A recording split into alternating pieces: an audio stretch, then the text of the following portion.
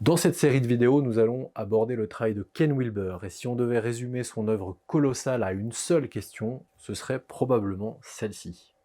Comment construire une carte complète de l'expérience humaine qui intègre science, spiritualité, psychologie et culture? La bonne nouvelle, surtout si cette question résonne aussi pour vous, c'est que ça fait 50 ans que Wilber explore cette question et qu'aujourd'hui, on peut dire que cette carte existe. Cette carte, c'est ce qu'on appelle l'approche intégrale. Et on va voir dans cette série de vidéos les pistes extrêmement stimulantes qu'elle propose pour transformer notre façon de voir le monde et nous-mêmes. Je vous propose de regarder ça d'un peu plus près.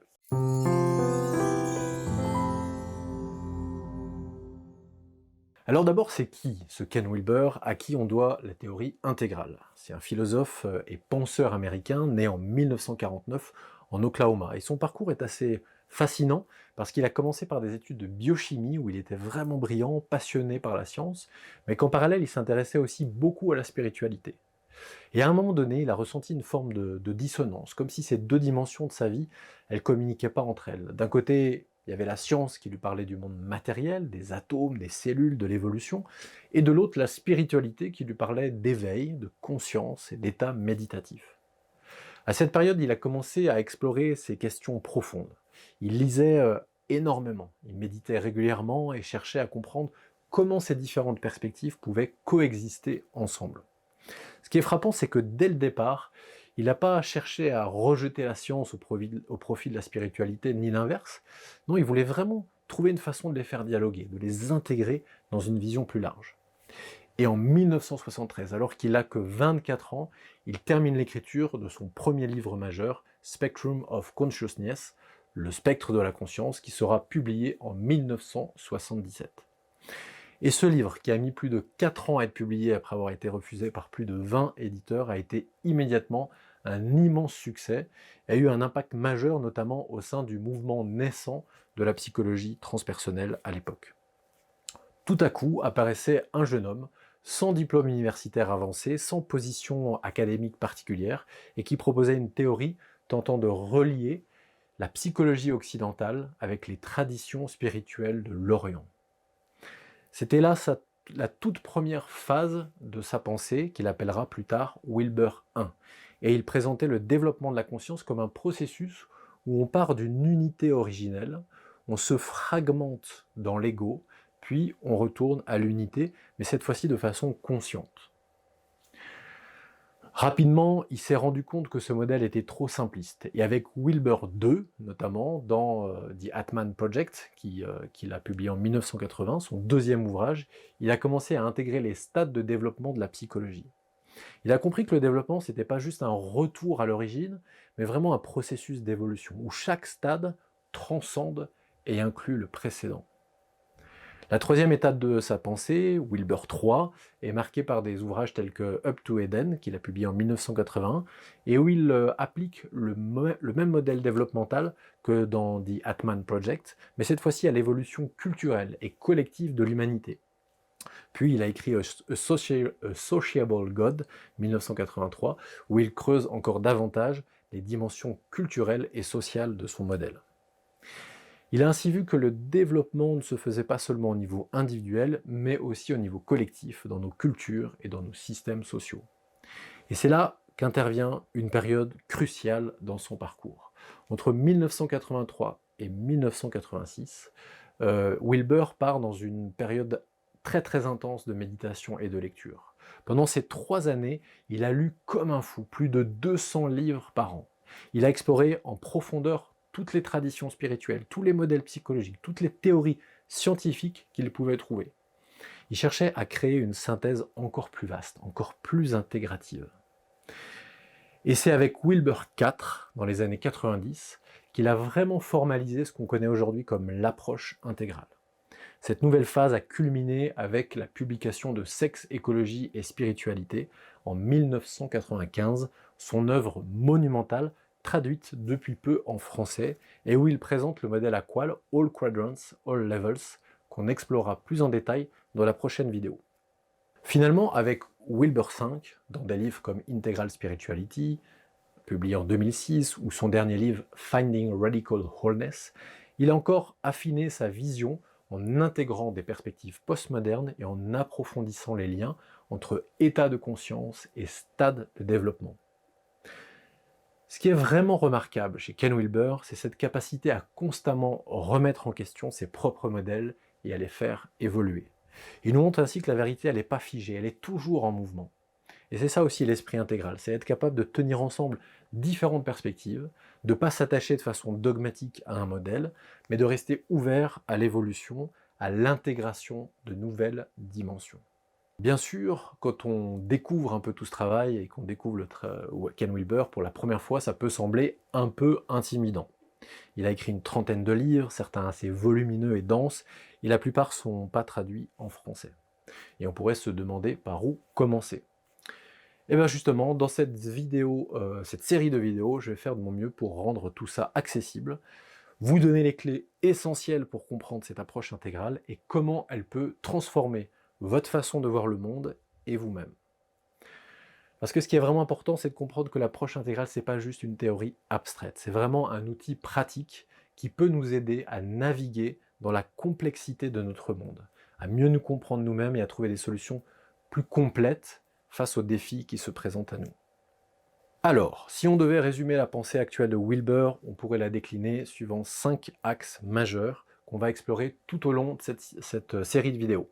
La première, showing up, qu'on pourrait traduire par se manifester ou être présent. Cet axe, il représente la façon dont on manifeste notre conscience dans tous les cadrans de l'existence. Le modèle Aqual, il distingue 4 perspectives fondamentales. Intérieur individuel, ça c'est l'expérience subjective. Extérieur individuel, ça c'est les comportements observables. Intérieur collectif, ça c'est la culture partagée. Et extérieur collectif, ça c'est les systèmes sociaux. Showing up, ça signifie être présent et conscient de ces 4 dimensions, sans en négliger aucune. Cette approche, elle permet par exemple d'éviter les réductionnismes qui privilégient un cadran au détriment des autres, comme par exemple le matérialisme scientifique, ça c'est le cadran extérieur individuel, ou le mysticisme pur, qui est le cadran intérieur individuel. Ensuite, on a le growing up, qu'on pourrait traduire par évoluer, et ça c'est vraiment passionnant dans l'approche intégrale. Cette dimension, elle concerne le développement vertical de notre conscience à travers différents stades structurels. On part des visions les plus simples du monde, la pensée magique, la pensée mythique, pour évoluer vers des perspectives plus complexes, rationnelles, pluralistes, jusqu'aux visions intégrales et même au-delà. Chaque stade transcende et inclut les précédents, et il offre une vision plus large et profonde de la réalité. C'est pas juste une question d'acquérir de nouvelles informations, mais vraiment de transformer radicalement notre façon de voir le monde. Par exemple, la transition d'une vision mythique à rationnelle, elle nous fait passer d'une compréhension basée sur des récits traditionnels à une pensée fondée sur l'analyse et la logique. On verra tout ça dans les épisodes 3 et 4. Waking up, qu'on pourrait traduire par s'éveiller, cet axe, il explore les états de conscience non ordinaires, le processus d'éveil spirituel. Il ne s'agit pas d'évoluer verticalement à travers des stades, mais plutôt d'explorer horizontalement différents états. État de veille ordinaire, état méditatif, état contemplatif profond, jusqu'à l'éveil non duel, où la séparation entre le sujet et l'objet s'estompe. Wilber, il insiste sur la différence entre les états de conscience, qui sont temporaires, et les stades de conscience, qui sont permanents. Et il montre comment l'interprétation des états dépend du stade de développement où l'on se situe. C'est ce qu'il appelle la grille Wilber-Combs, qui montre qu'une même expérience d'éveil sera interprétée différemment selon qu'on se trouve par exemple à un niveau mythique, rationnel ou intégral. On verra tout ça dans l'épisode 7.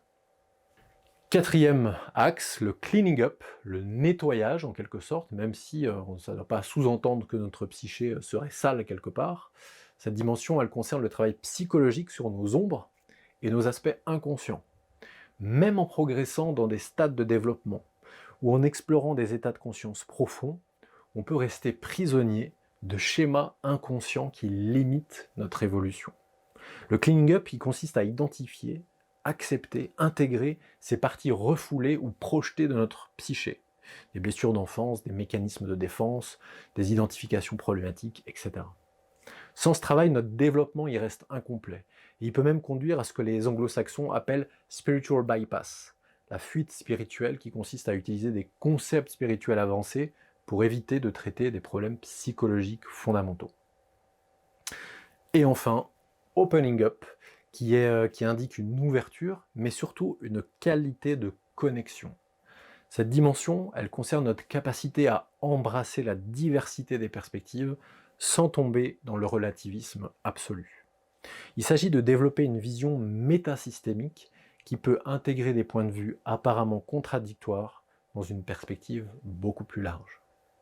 Ça implique de reconnaître la partialité de toute perspective unique et la nécessité d'une approche plurielle.